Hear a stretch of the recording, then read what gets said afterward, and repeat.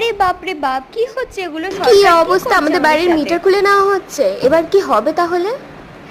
দাঁড়াও দাঁড়াও, আসল কথাটা আমি তোমাদেরকে বলছি।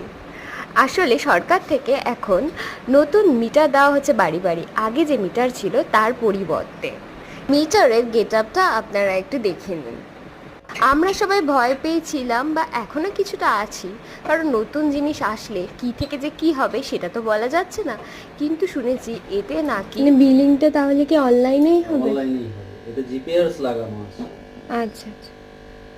এই দাদার থেকে আমি যা শুনলাম, সরকার থেকে কিছু পরিমাণ রাশি সেটা রিচার্জ করে দেওয়া হবে। সেই রিচার্জের মধ্যেই তুমি বিদ্যুৎ ব্যবহার করতে পারবে।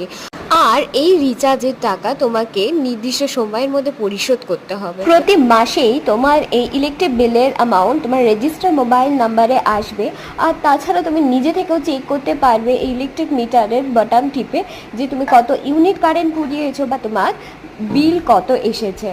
এই অ্যামাউন্টটা তোমাকে পরিশোধ করার জন্য আগের মতো 15 দিনের সময় দেওয়া হবে না, 4 থেকে 5 দিন তোমাকে সময় দেওয়া হবে। সেই সময়ের মধ্যেই তোমাকে অ্যামাউন্টটা দিয়ে দিতে হবে, না হলে তোমার আগের মতনই ফাইন জমা করতে হবে। আর বলো, এটা কি সবার জন্য ভালো না খারাপ?